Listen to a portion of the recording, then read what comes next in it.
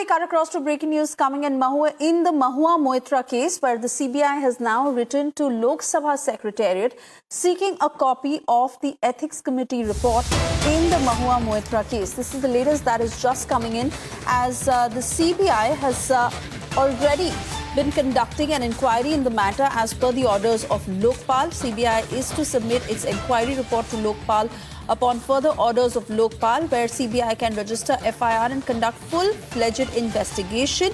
As on date, Lok Sabha Secretariat has not forwarded the report of the Ethics Committee with the agency for criminal investigation into these allegations, even though the Ethics Committee has recommended an investigation into these allegations. Now, if Lok Sabha Secretariat forwards the report with Section 17A, sanctioned under Prevention of Corruption Act, CBI can register an FIR directly without waiting for Lokpal proceedings. And in the very latest, post this development, CBI has written to Lok Sabha Secretariat seeking a copy of the Ethics Committee report in the Mahua Moitra case, which they have still not received. CBI is already conducting an inquiry in this matter. This as per the orders of Lokpal. However, CBI is to submit its inquiry report to Lokpal upon further orders of Lokpal, and then CBI will be in a position to register an FIR and conduct a full-fledged investigation.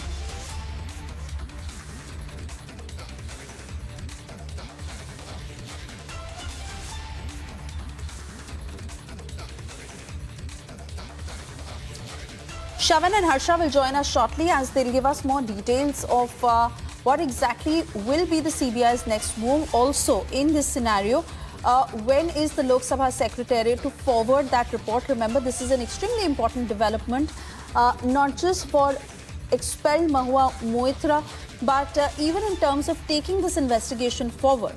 And that, in a sense, can happen once the Lok Sabha Secretariat forwards that report with Section 17A, sanction under Prevention of Corruption Act. CBI can then directly register an FIR without waiting for Lokpal proceedings, which is why the CBI has now written to the Lok Sabha Secretariat seeking a copy of the Ethics Committee report in the Mahua Moitra case.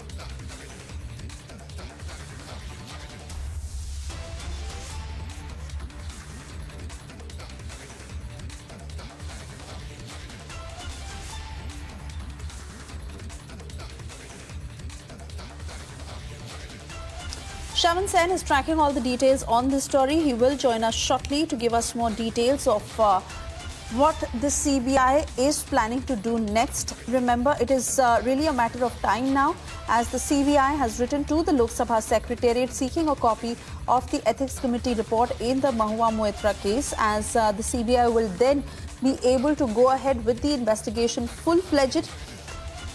The Lok Sabha Secretariat that is yet to forward the report with Section 17A, sanction under Prevention of Corruption Act. And once that is received, CBI can register an FIR directly without waiting for Lokpal proceedings. Chavan, I believe you're with us now. What more are you picking up from your sources in the CBI? Well, on the instructions of the Lokpal, the Central Bureau of Investigation has already started a preliminary inquiry. But what we are now given to understand, as far as the latest development are concerned, Suesha, a letter has now been written by the Central Bureau of Investigation to the Lok Sabha to provide them with a copy of the Ethics Committee report. Remember, it's in the Ethics Committee report where this recommendation was essentially made that the Central Bureau of Investigation should be looking into it. A probe should be looking into the allegations that have been leveled against her. Now, what are the allegations, and where exactly does the Central Bureau of Investigation really come in? The allegation here is largely of A, national security, B is of quid pro quo, and that's where perhaps the Central Bureau of Investigation would be focusing on. Whether at all the questions that were basically asked by the former parliamentarian of the Trinamool Congress, Mahua Moitra, on the floor of the parliament, was this at the behest of a particular private person who also happens to be a direct competitor to the very group against whom the allegations were leveled by Mahua Moitra. And these questions were basically written on behalf of the private individual, the businessman concerned. Now, as far as Mahua Moitra is concerned, she's been maintaining the fact that there is nothing illegal about it. A, there were no instructions that were given by the NIC with regards to the login details. B, the very fact that so far there hasn't been anything to suggest that there has been some kind of a quid pro quo, in the sense that in lieu of gifts that were allegedly received by the former parliamentarian, she has rejected these claims that have been made by the ethics committees. The CBI essentially is now waiting for that report to come in. Once the report really comes in, there is a possibility that the FIR would be registered against the parliamentarian. Let me also underscore the point that so far no FIR has been registered against the former parliamentarian. All that is happening right now is a preliminary inquiry that is being carried out by the Central Bureau of Investigation. Once the preliminary inquiry is over, that's when there's a possibility that an FIR could be registered.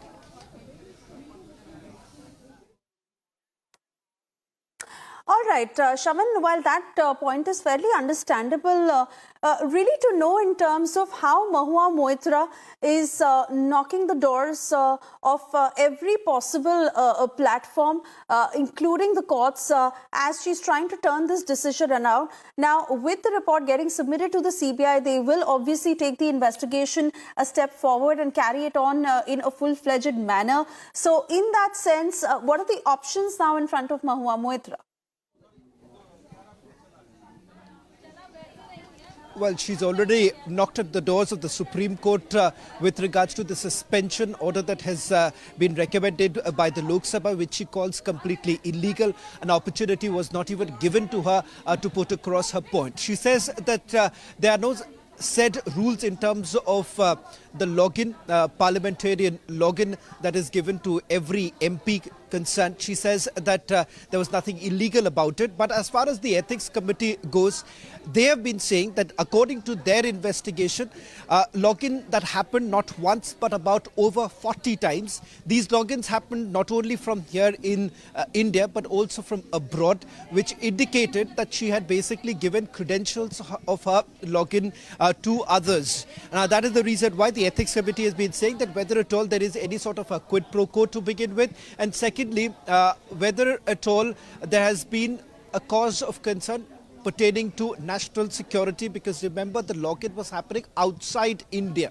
a number of times, something that even the parliamentarian herself has not really shied away. She says that this is exactly the same procedure that is followed by every other parliamentarian, because there was no rule, no guideline that was actually issued by the NIC, and that is the reason why she says that there is no question of, any national security breach to begin with.